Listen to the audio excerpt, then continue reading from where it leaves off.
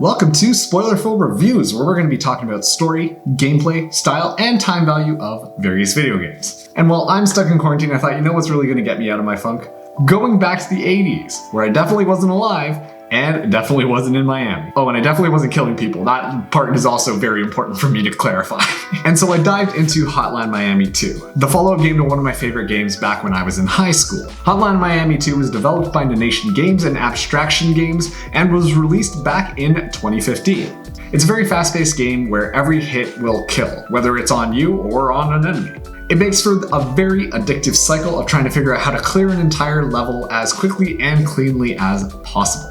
And without further ado, let's hop into Hotline Miami 2, with full spoilers, of course. Okay, so the story of Hotline Miami 2 is actually something that is kind of funny. Well, I said kind of funny, but it's actually very confusing, and there's a weird sense of mystery going on, and you have to kind of take a backseat to figure out what the hell is happening. Before I dive into it, I think it's worth mentioning that you also really don't have to care about the story too much to get the most out of the game. It's very much based and focused on its gameplay. The story is more or less just a cherry on top, explaining all these different things that you're kind of experiencing when you go through the game. Also worth mentioning is that I had to read various articles and watch various videos to fully understand what the heck is happening here, and I still think I'm a little bit confused myself. All right, let's do it. So the best way I could think of to explain this was to base it on these couple of groups that you kind of see throughout the game. This is the fans, the detectives, and the Russian mobsters. I will mention that I am kind of excluding some of the other characters, but I don't know how I can do a full explanation without making this even more confusing. So who are our characters? Well, the fans are a group of army veterans who find themselves inspired to take up the killing spree against Russian mobsters after Jacket, the protagonist of the first Hotline Miami game, was arrested in jail. There are 5 of them in total, and basically they go around killing bad people, while trying to get a little bit more media attention, because who doesn't want to be an influencer these days? Meanwhile, the Russian mobsters are now under the command of the Son, who was the son of the head Russian mobster that you brutally murdered at the end of the first Hotline Miami. They're slowly expanding their influence by starting a drug war against the Colombians and are basically the main target and antagonists to the fans. One of the top dogs, Richter, also wants to get out of the game so he can go home and take care of his dying mother.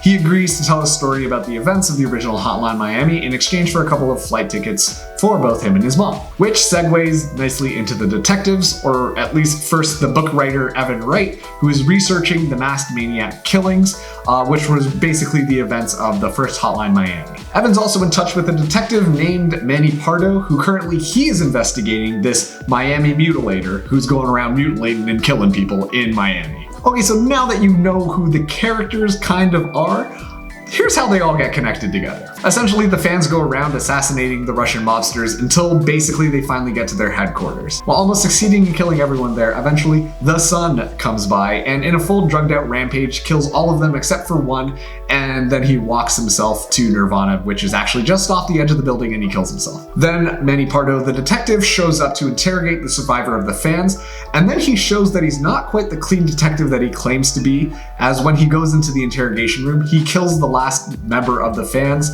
just in cold blood. He explains to everybody outside that the last member tried to kill him, and that's why he had to take swift action to defend himself here. While this is going on, Evan is in touch with Richter, who basically agrees to tell him everything that happened while he was a mobster, and then Richter is able to get his ticket and fly to Hawaii with his mom, which is great. Then while investigating the Miami mutilator, it's revealed through some dream sequences of Manny Pardo that he is the mutilator, which explains why he was so ruthless in his investigation of mobsters, namely just walking into buildings and killing everybody, and also why he was so ruthless in just killing the last surviving member of the fans. So then after all of this is kind of settled, the last remaining characters are all wiped out by a nuclear blast, after it's revealed that in this timeline the Soviets waged war against the US but settled peacefully. Then an ex-US military commando just decided to kill both presidents of the US and the Soviet Union, prompting the Soviets to nuke all of the US in retaliation. I know, I bet that one kind of came out of nowhere, huh? Okay, so that was a lot, and hopefully you kind of understand that this is all very complicated. It's like you get a single puzzle piece per chapter, and then trying to put together the puzzle afterwards is so confusing and convoluted in itself. Like I said before, the plot is very nuanced and interesting, but I glazed over a lot of other major characters and reveals. There's a lot more to unpack and explore here. But of course, this is just a review, and honestly, if I got into the lore, that would be in a 10-minute video in itself, if I'm being completely honest with you. So the problem with this crazy complicated plot is that even when playing through it, it's still incredibly confusing and doesn't really make sense. Given I was kind of rushing through it, I didn't really pick up on a lot of this type of stuff while I was playing it. But thankfully the gameplay is so good that I just wanted to keep on playing. For that, overall, I'd say the story is good, but it's way too confusing for someone to just sit down and enjoy while playing this game. You're not sure what's going on while you're going through murdering people all the time. For those who love diving deep into lore and things like that, then it has amazing payoffs. But for the sake of playing a game, it was way too complicated for me. Sorry, Donation Games. I know you were ambitious, but it just was a little too much and too abstracted this time around. But if we do talk about the gameplay, well, it's a completely different story, no pun intended. The original Hotline Miami was mechanically one of the best feeling games ever. The simplicity of just running around, shooting or swinging, throwing your weapons, picking up another, rinse and repeat is very satisfying. And you can die really quickly. So it's very addictive to trying to figure out how to solve a level, kind of similar to a puzzle. I admit sometimes it can get very frustrating when you have to face some of these different enemies, but it's still such a fun game, even taking those frustrations of getting stuck into account.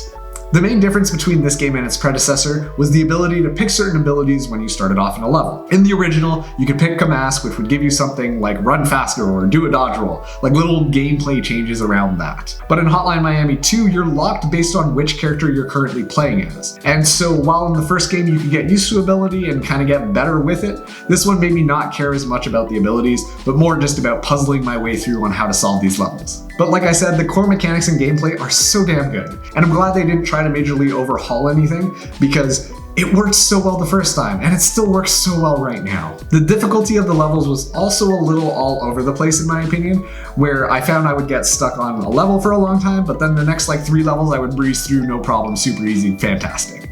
But I also don't think for this type of game you necessarily need that progressing level of difficulty, because every single level just kind of feels like a puzzle, and you just need to kind of crack the code in order to finish it.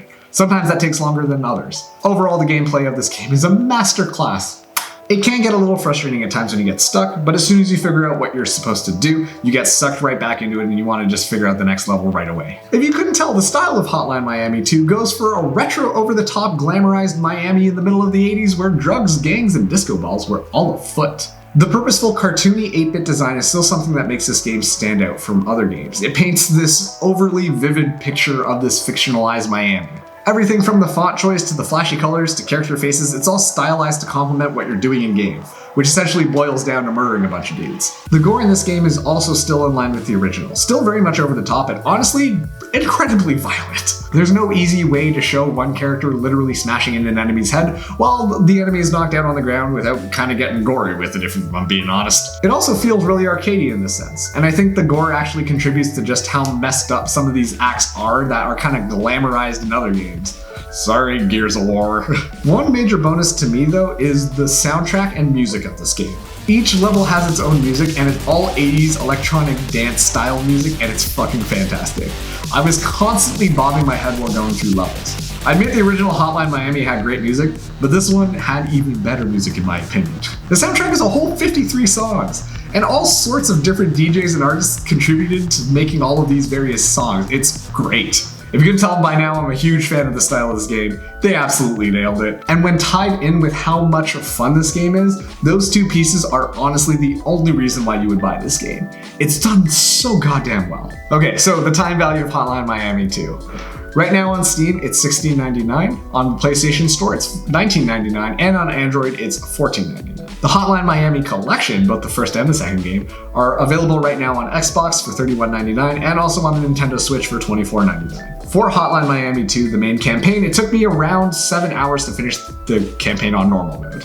Taking that there is a lot more to do once you kind of finish the game, like beat it on hard mode or try to get different scores, honestly, I think this one is 100% worth the money. Personally, I think that the Xbox price is a little high, but if you can get the Hotline Miami collection for around $25, it's 100% worth it. The first game is also really fantastic. Even just for Hotline Miami 2, if you pay around $20, it also goes on sale pretty often, then it's worth buying the game in my opinion. It's such a fun experience and is unlike most other games that I've ever played. To my knowledge, it even inspired a bunch of other games with its gameplay, so that's how good it is, you know? And that's going to be the end of this spoiler-full review for Hotline Miami 2. I hope I didn't lose you guys with the plot part of this video. There's a lot to explain and I literally just scratched the surface. Didn't even get to the war that took place against the Russians on Hawaii, which was honestly like a huge part of the game and ties back into the first game. It's complicated. Anyways, let me know what you thought of the video, and also what's the best soundtrack you can think of? Right now, Hotline Miami 2 set a really high bar, but I'm sorry, Persona 5 still takes it for me. You can just drop all of that in the comments down below. As always, you can watch me play these games live on Twitch, but until then, I will see you on the next spoiler-full review. See you later.